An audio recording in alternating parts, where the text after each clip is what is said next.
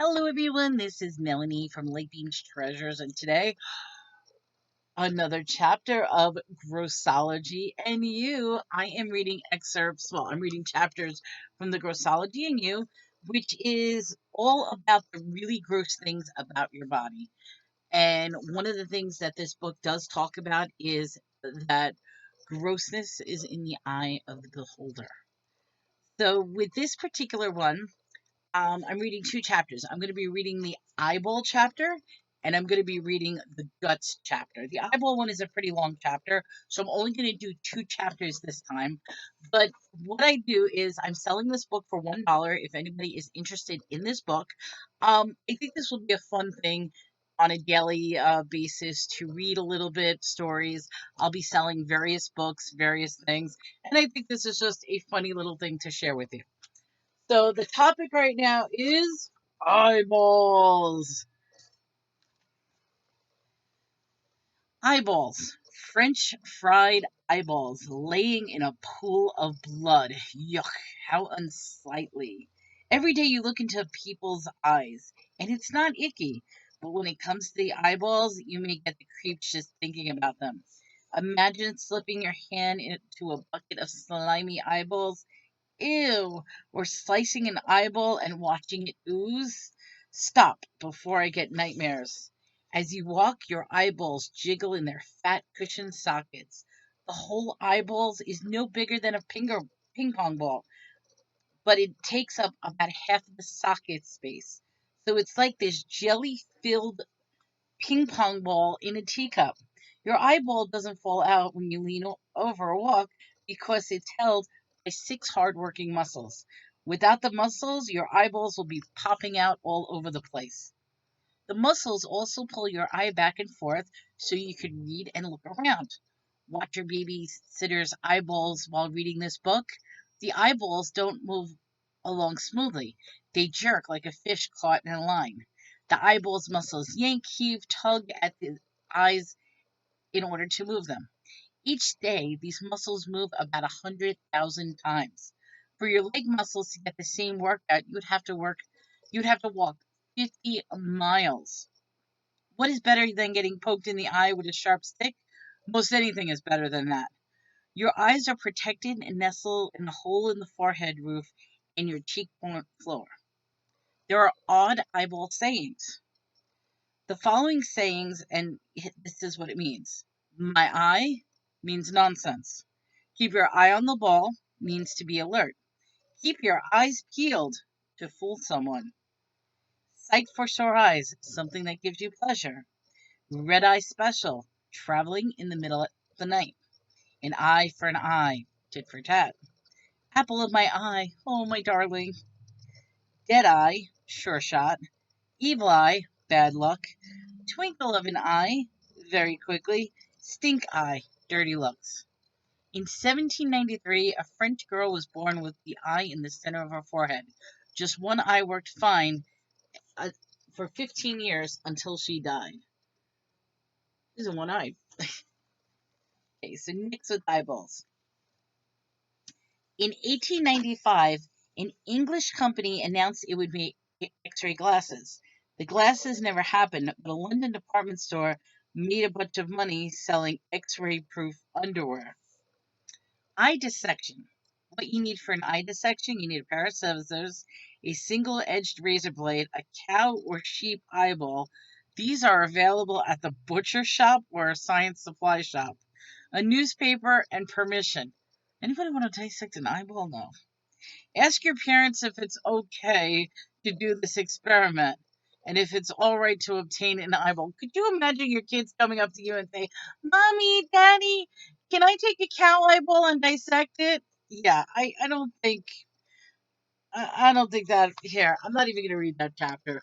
But yeah, how to dissect your eyeball. Anyway, a tough fibrous case called the sclera covers the eyeball. This is the white of the eyes. Don't fire until you see the white of their eyes. The clear, tough coating over the colored part of the eye is called the cornea. Your eyelid also protects your eye. Throw a wadded sheet of paper at your best friend, his or her eyelids will close. We protect you, eyeball. If all the protection failed and you got poked in the eye with a sharp stick, it would be very, very gooey. Beneath the white eye is a bunch of jelly called vitreous humor. What's so funny about it? It's not humor as in ha ha, but humor as in the Latin word for moisture. Moist. The fluid is similar to thick egg whites. The, the vitreous humor stops the eyeball from collapsing like water in a punctured water balloon. A collapsing eyeball would be a very, very nasty thing. Look into my eyes, deep into my eyes. What are you seeing when you look into someone's eye? The front window is the cornea. It is actually the tiny bulge on the smooth eyeball. Doctors shave off layers of the cornea with laser to correct eyesight. Here, let me just carve a little of your eyeball out. The cornea bends light as it comes into your eye, changing the way the light bends and makes objects clearer.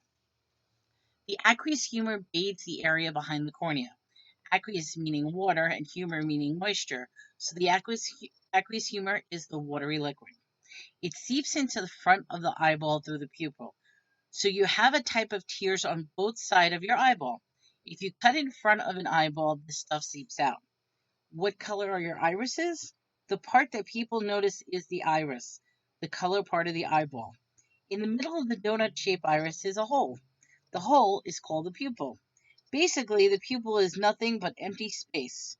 So everything has a hole in their eye. If there's a little light, the iris pulls back and makes the hole larger. If there's a lot of light, the iris moves in and makes the hole smaller. If you had a teensy light bulb inside your eyeball, the light would shine through your pupil.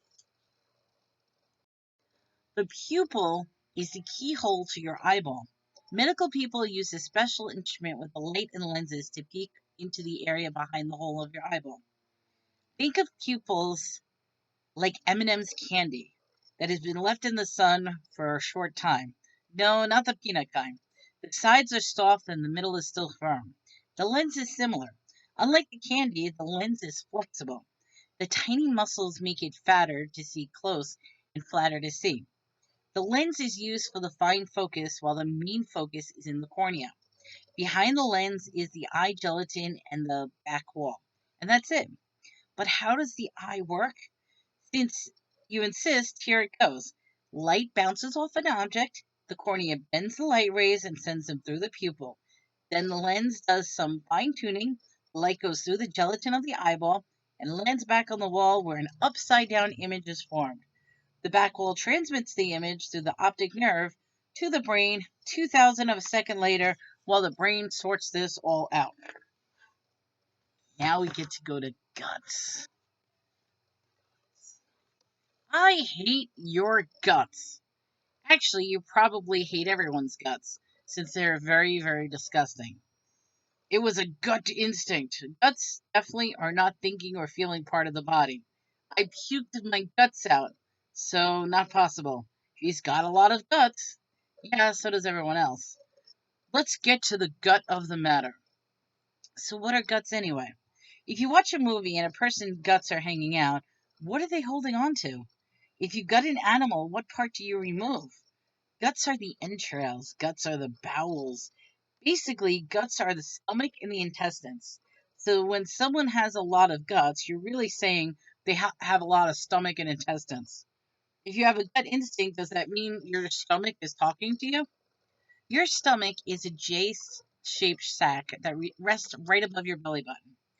Your gut tubes wind around beneath your belly button area. Unwind them and you could stretch them across the tennis court. But who needs a net? The first 20 feet of gut is the small intestine. The last 5 is the large intestine. The small intestines is called that because the tube is smaller than the large intestines. How clever. It is about the size of a Polish sausage. The small intestines is nice, smooth on the outside and like a skin shag rug on the inside. At the entrance, the stomach looks like mushed up food that looks like barf. Actually, it is barf, and it comes back up and exits your mouth. If it stays where it belongs, in your guts, it's called chyme. After the small intestine does its job of sucking out the nutrients from chyme, it squeezes out the end into the large intestines. Think of a long chain of hollow fists. This is about how long your large intestines looks. A string of lumps smooth inside out, the last 8 inches of the rectum where poo is stored. Before it goes out, I'm sorry, where poo is stored before it goes out the anus exit. Started looking, and I'm like, did it actually just say that? Yeah, it did actually say that. The whole job of the large gut tube colon is to suck water out of the used up meal, turning whatever you've eaten into poop. If you had a liter bottle of this pre poop material, the large intestines would just suck out all the small juice it can during this process. After the chyme sits in your colon for 3 to 10 hours, enough water has been sucked out of it to officially become caca. Poop hangs out in the last section of the tube until it's shoved into the rectum, out into the world, and says, "Goodbye, warm colon. Hello, cruel world." Oh my God. To move all that crappy stuff around, your guts have to pinch, shove, all the way down the line. It's kind of like squeezing a toothpaste tube. Mostly you feel it because you've occasional diarrhea or constant irritable bowel syndrome. Yup, angry guts are not a pleasant experience. Your guts will pinch, ouch, cramp, shove. Whoa, toilet, quick! Needless to say, people with irritable bowel syndrome are just that, irritable. Guts are held in by the skin, layers of fat, and abs or abdominal muscles. Remove these layers and the guts will simply fall out. Sometimes this can be good, especially if you like to eat guts. Chitlins are cooked pork pig intestines. Haggis is stuffed sheep stomach. The tubes that sausage is stuffed into, intestines. But don't worry, all the pre-poop stuff of the poo is cleaned out before serving. So look at this. This is your poo. Squeezes it into poo.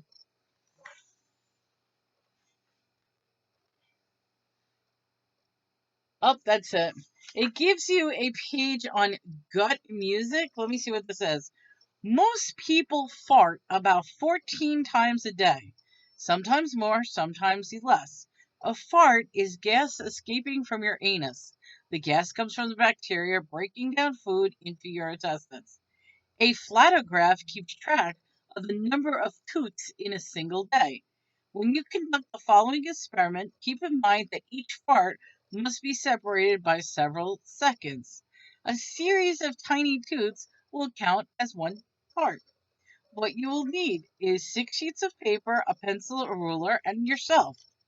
To make a flatograph, the horizontal line represents the number of days you will conduct the experiment. Right in 5 days, you'll be conducting the experiment. The vertical line represents the number of times you fart each day. Add the lines 1 through 25. Begin this experiment the first thing in the morning and be sure to have your paper and pencil in hand. Write day 1 on the top of the paper, and this is your fart tally sheet. Also record the tally sheet of the food you eat throughout the day. At the close of the day, total the number of farts on your sheet. On your flatograph, locate the number that corresponds to your fart total. Draw a line up from your day 1 marker. You can make the line into a box, color, or anything you want. Continue tallying your farts and write down your food. Are you more gaseous on some days than others? And it says sometimes it isn't your tummy that you hear rumbling, it is your intestines. Gurgling sounds in the intestines are called borbigami. The gut opera is presented by gas moving the gut tubes. So it gives you step by step on how to track your own farts. So I think that's a good place to end for today. We were talking about farts. Tomorrow, stay tuned because we're going to be talking about constipation and goosebumps.